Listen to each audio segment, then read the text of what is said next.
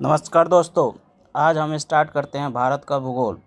सबसे पहले इसमें हम क्या स्टार्ट करेंगे कि इसका सामान्य परिचय क्या क्या है। और सामान्य परिचय में सबसे पहले क्षेत्रफल को हम देखेंगे। भारत का जो भारत का जो भूगोल है इसमें हम सबसे पहले इसमें जो दिए गए नोट्स हैं उनको पढ़ेंगे। उसके बाद हम क्या करेंगे, वन बाय वन क्वेश्चन को सॉल्व करेंगे। तो सबसे पहले स्टार्ट करते हैं नोट्स को। चलिए स्टार्ट करते हैं आज की स्टडी को। भारत, जैसे कि नोट्स को पढ़ना स्टार्ट करता हूँ, ठीक है जी। भारत विश्व में क्षेत्रफल की दृष्टि से 7वां स्थान है। जो इससे बड़े दो देश हैं वो हैं, पहला रूस है, दूसरा कनाडा है, तीसरा संयुक्त राज्य अमेरिका है, चौथे स्थान पे चीन है और पाँचवें स्थान पे ब्राज़ील है, छठे स्थान पे आपका ऑस्ट्रेलिया है, सातवें स्थान पे भारत है। इसी प्रकार 8वें स्थान पे अर्जेंटीना, 9वें स्थान पे कजाकिस्तान और 10वें स्थान पे अल्जीरिया है। इस प्रकार हम कह सकते हैं कि भारत क्षेत्रफल की दृष्टि से पूरे विश्व में 7वें स्थान पे है और जनसंख्या की दृष्टि से दूसरे स्थान पे है। जैसे कि आप जानते हैं कि सबसे बड़ा जनसंख्या चीन में है ना। और देखते हैं आगे क्या लिखा हुआ है। 31 अक्टूबर 2019 से भारत में 28 राज्य और 8 केंद्र शासित प्रदेश हो गए। जैसे कि आपको पता है 2019 से पहले भारत में राज्यों की संख्या 29 थी तथा केंद्र शासित प्रदेशों की संख्या 7 थी। अब जो है 29वां जो राज्य था, मतलब 29 जो राज्य थे भारत में, उसमें से एक राज्य जो जम्मू एंड कश्मीर है उसको विघटित करके 2 केंद्र शासित प्रदेश बनाया गया। और 2 केंद्र शासित प्रदेश होने की वजह से जो टोटल केंद्र शासित प्रदेशों की संख्या हो गई वो 9 हो गए। परंतु बाद में क्या हुआ, दादर और नगर हवेली और दमन और दीव को एक साथ कंबाइन करके एक केंद्र शासित राज्य बनाया गया। इस प्रकार अब जो है भारत में 28 राज्य और 8 केंद्र शासित प्रदेश हैं, है ना। अब देखते हैं नवीनतम केंद्र शासित प्रदेश जम्मू एंड कश्मीर तथा लद्दाख है। इसका निर्माण जम्मू एंड कश्मीर राज्य के पुनर्गठन के पश्चात, जैसे कि देखिए दिया हुआ है यहाँ पे, है ना। ये इसका कुल क्षेत्रफल, ये भारत का क्षेत्रफल है जो दिया हुआ है। देखिए भारत का क्षेत्रफल दिया हुआ है ना, इसको जम्मू एंड कश्मीर का क्षेत्रफल मत समझ लीजिएगा। जो भारत का क्षेत्रफल है वो 32,87,263 वर्ग किलोमीटर है। यानी कह सकते हैं 32,87,263 वर्ग किलोमीटर है, जो संसार के समस्त क्षेत्रफल के स्थलीय भाग का 2.4% है। जैसे कि आपको पता है टोटल संसार का स्थलीय भाग लगभग 15 करोड़ किलोमीटर स्क्वायर के आसपास है, ठीक है। तो उसमें जो भारत का क्षेत्रफल होगा वो है 2.4% के बराबर, ठीक है। आगे बढ़ते हैं। भारत में संपूर्ण विश्व की जनसंख्या का 17.5% जनसंख्या निवास करती है। ये जो आंकड़ा है 2011 के अनुसार है, ठीक है। भारत का जो भूमि विस्तार है उत्तर से दक्षिण तक, वो उसका जो विस्तार है वो है 3214 किलोमीटर और पूर्व से पश्चिम जो विस्तार है वो 2933 किलोमीटर है ना। भारत का कुल क्षेत्रफल देखिए यहाँ लिखा हुआ है, भारत का कुल क्षेत्रफल 32,87,263 वर्ग किलोमीटर है। में गैर कानून ढंग से पाकिस्तान के कब्जे वाला क्षेत्र, देखिए यानी पाकिस्तान जो है, भारत का जो क्षेत्रफल है उसमें पाकिस्तान भी कब्जाया हुआ है कुछ क्षेत्रफल पे, है ना। तो वो जो क्षेत्रफल है वो कितना है, पाकिस्तान द्वारा कब्जे वाला क्षेत्र वो है 78,114 वर्ग किलोमीटर। और पाकिस्तान द्वारा गैर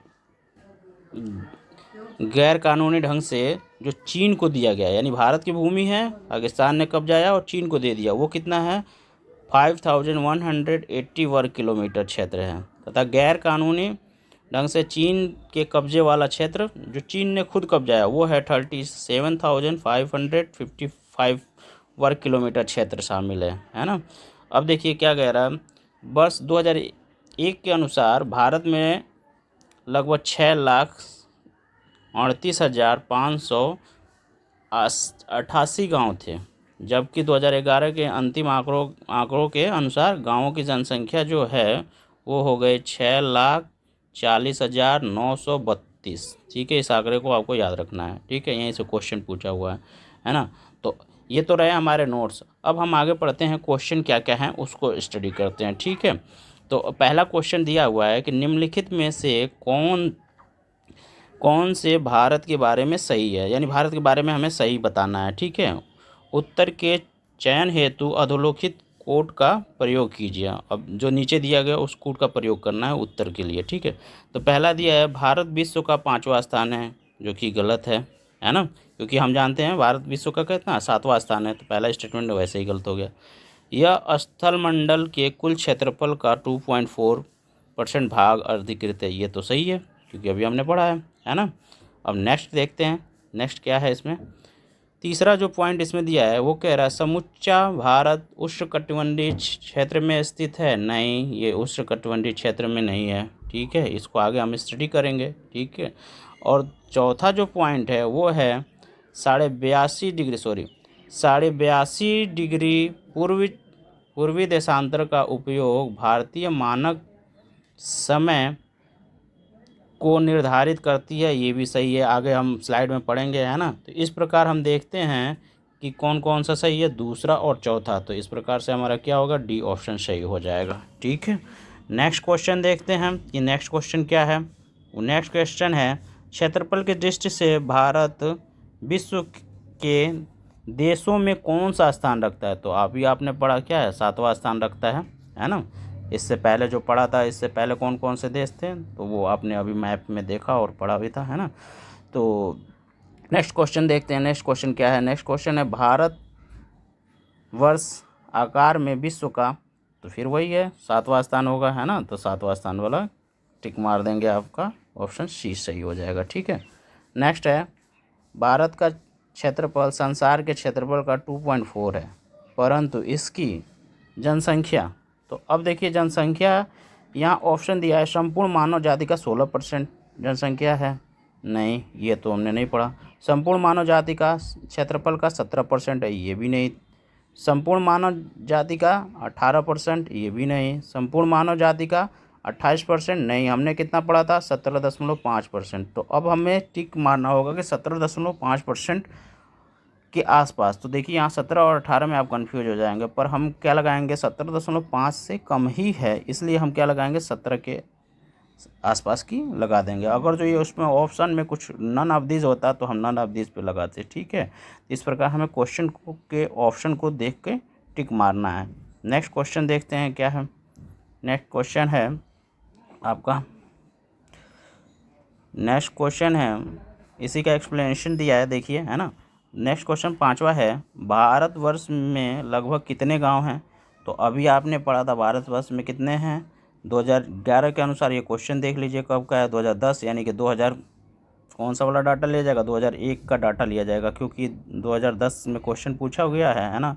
अगर जो 2011 के बाद पूछता तो कितना 6,40,000 के आसपास था। ठीक है, तो इस प्रकार इसमें से कोई ऑप्शन नहीं है। ठीक है, और उसके अनुसार भी 2001 के अनुसार भी हमारा ये कहीं आसपास नहीं दिख रहा है, इसलिए इसमें से कौन सा ऑप्शन हो जाएगा, इनमें से कोई नहीं। ठीक है, नेक्स्ट क्वेश्चन देखते हैं निम्नलिखित जोड़ों में से कौन सा जोड़ा सही नहीं है। अब जोड़ा देखते हैं कौन सा सही नहीं है। भारत का कुल क्षेत्रफल 3.28 मिलियन वर्ग किलोमीटर, तो ये सही है, लगभग सही है। ठीक है, अभी देखते हैं सही है गलत है, पर वही से लगभग सही है। ठीक है, भारत का अक्षांशीय विस्तार 8 डिग्री 4 मिनट से 37 डिग्री 6 मिनट, बिल्कुल सही है। ठीक है, वैसे तो भारत का जो विस्तार है 6 डिग्री 4 मिनट से 37 डिग्री 6 मिनट उत्तरी अक्षांश तक है। ठीक है, पर वो क्या है आपका समुद्र से, मतलब अंडमान निकोबार द्वीप समूह से अगर जो लिया जाएगा तब। ठीक है, पर अगर जो भारत के मुख्य भूमि से लिया जाएगा, यानी कन्याकुमारी से लिया जाएगा, तो 8.4 डिग्री सही है। ठीक है, और भारत का रेखीय विस्तार 68 डिग्री 7 मिनट पूर्वी देशांतर से 97 डिग्री 25 मिनट पूर्वी देशांतर में है, ये भी सही है। ठीक है, अब जो लास्ट वाला दे रहा है, भारत में राज्यों की संख्या 26, नहीं आपने कितना पढ़ा, भारत में राज्यों की संख्या अब तो 28 है, पर ये जब जिस समय क्वेश्चन पूछा था उस समय 29 थी। ठीक है, तो इस प्रकार हमारा ये क्वेश्चन का सीरीज भी समाप्त हो गया पहले चैप्टर का, है ना। अब इसमें दूसरा चैप्टर भी इसी में स्टार्ट कर देते हैं हम। इसमें छोटा सा चैप्टर है, इसको ख़त्म कर देते हैं, देखते हैं क्या हम। ठीक है, तो जो दूसरा चैप्टर है उसका हम सबसे पहले नोट्स को पढ़ेंगे, उसके बाद उसके क्वेश्चन को पढ़ेंगे। तो पहला देखिए, पहला जो है इसमें लिख रहा है अक्षांशीय विस्तार, है ना। तो अक्षांशीय विस्तार में देखते हैं क्या है। भूमध्य रेखा भूपृष्ठ पर विषुवत रेखा से उत्तर और या दक्षिण दिशा में स्थित किसी भी बिंदु की पृथ्वी के केंद्र से मापी गई कोणीय दूरी को अक्षांश कहते हैं। ठीक है, अक्षांश रेखाएं काल्पनिक रेखाएं होती हैं, ठीक है, जो पृथ्वी के चारों ओर पश्चिम से पूर्व में विषुवत रेखा के समांतर खींची जाती हैं। अक्षांशों को अंशों, मिनटों और सेकंडों में दर्शाया जाता है। पृथ्वी को दो बराबर भागों में बांटने वाली 0 डिग्री अक्षांश को भूमध्य रेखा कहते हैं। इसे याद रखिएगा, 0 डिग्री अक्षांश को क्या कहते हैं, भूमध्य रेखा कहा जाता है। विषुवत रेखा भी इसे कहते हैं। ठीक है, विषुवत रेखा या भूमध्य रेखा के उत्तरी भाग को उत्तरी गोलार्ध और दक्षिणी भाग को दक्षिण गोलार्ध कहते हैं। एक्चुअली में क्या है, देखिए, अर्थ जो है, अर्थ को दो भागों में बांटा जा सकता है, यानी इक्वेटर हो गया, ये इसे इक्वेटर बोलते हैं। ठीक है, इक्वेटर के उत्तर में जाने पर उत्तरी अक्षांश होता है, उत्तरी गोलार्ध होता है, सॉरी, है ना, और दक्षिण में जाने पर दक्षिणी गोलार्ध होता है। तो वही लिखा हुआ है, देखिए, है ना, कि दो भागों में उत्तरी गोलार्ध और दक्षिणी गोलार्ध कहते हैं। ठीक है, भूमध्य रेखा के उत्तर में स्थित अक्षांश को उत्तरी अक्षांश रेखाएं तथा भूमध्य रेखा के दक्षिण में स्थित रेखाओं को दक्षिणी अक्षांश रेखाएं कहलाती हैं। ठीक है, ऐसे ऐसे होता है ये अक्षांश रेखाएं। ठीक है, आगे देखते हैं क्या है नोट्स में। देखिए यहाँ दिया हुआ है मैप में, ये है उत्तरी अक्षांश, यहाँ विषुवत रेखा को दिखाया गया, उत्तरी गोलार्ध को दिखाया गया, दक्षिणी गोलार्ध को दिखाया गया।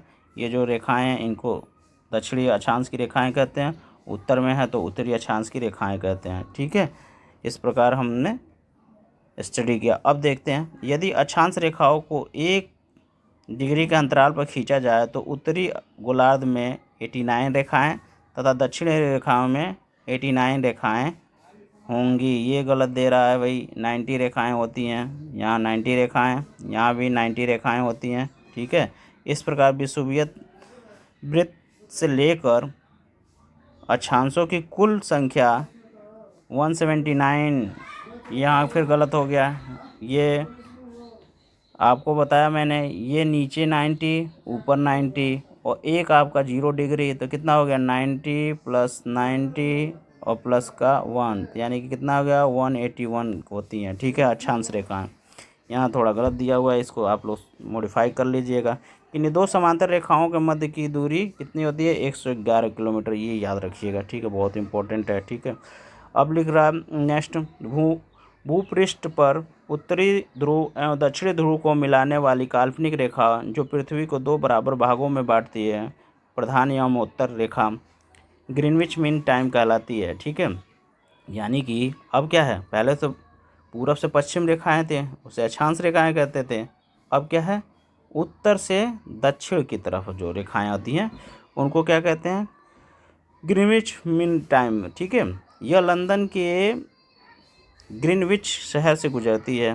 प्रधान यामांतर रेखा 0 डिग्री देशांतर भी कहा जाता है। ठीक है, प्रधान यामांतर के पूरब एवं पश्चिम में उत्तरी ध्रुव और दक्षिणी ध्रुव को मिलाने वाली काल्पनिक रेखाओं को देशांतर रेखाएं कहते हैं।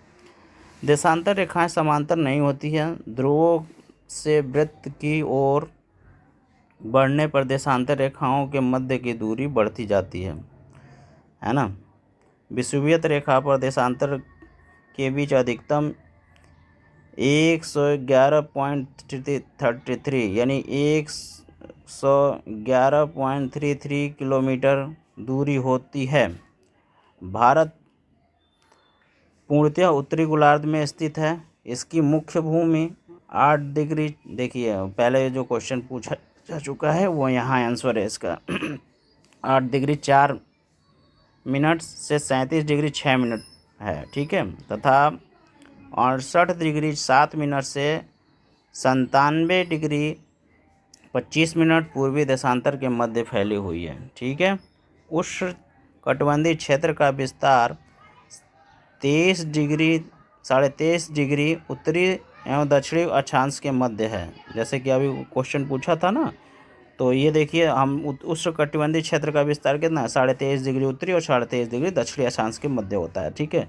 संपूर्ण भारत का अक्षांशीय विस्तार 6 डिग्री 45 मिनट से 37 डिग्री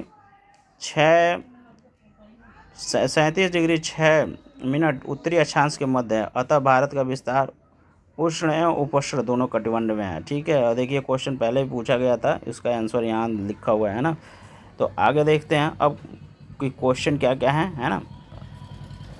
इस पे जो है पहला क्वेश्चन यही है। पहला क्वेश्चन क्या है, ये है भारत का विस्तार। तो भारत का विस्तार आपने क्या पढ़ा, स्थलीय विस्तार कितना है, 8 डिग्री 4 मिनट से 37 डिग्री कितना है, 6 मिनट है। कहीं इसमें ऑप्शन में देखिए पहला क्या है, 37 डिग्री 17 मिनट और 53 सेकेंड उत्तरी अक्षांश से 8 डिग्री 6 मिनट दिया नहीं है। कोई भी ऑप्शन इसमें नहीं है, उपयुक्त में से कोई नहीं होगा, ठीक है, क्योंकि आपका अक्षांशीय विस्तार कितना है, ये है आपका, है ना। नेक्स्ट क्वेश्चन देखते हैं। नेक्स्ट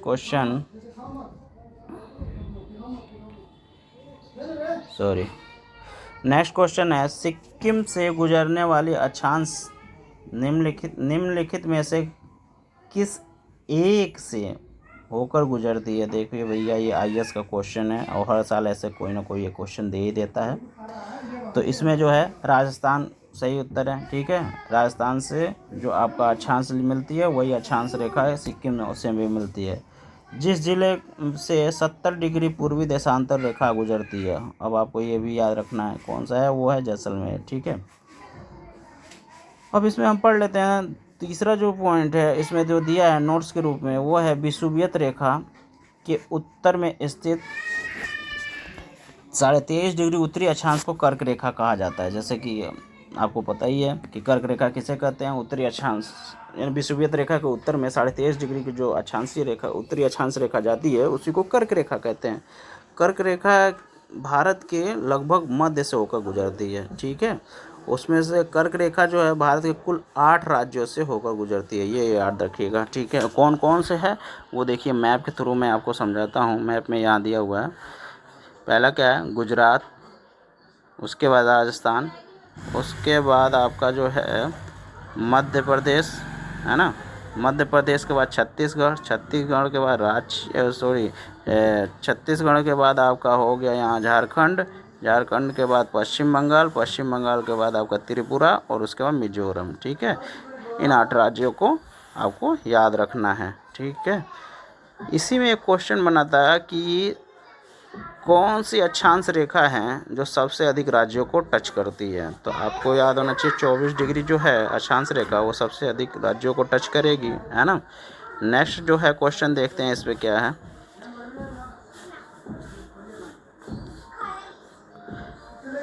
नोट्स में ही हम पढ़ रहे हैं। नोट्स में थोड़ा सा और क्या है इसमें देखते हैं। नोट्स में है उत्तरी सूर्य उत्तरायण यानी भूमध्य रेखा से उत्तर होने के बाद से ही उत्तरी गोलार्ध में दिनों की संख्या बढ़ जाती है। ये तो आपने पढ़ा होगा बहुत पहले। 21 जून को सूर्य उत्तरायण की स्थिति में सर्वोच्च बिंदु पर होता है। जून माह में कर्क रेखा के उत्तर जाने पर दिनों की संख्या अवधि बढ़ने लगती है। जैसे कि आप पढ़ते हो कि 21 जून को क्या होती है, सबसे बड़ा दिन होती है। क्योंकि हम क्या है उत्तरी गोलार्ध में निवास करते हैं, अतः 21 जून को ही हमारा क्या होता है, सबसे बड़ा दिन होता है।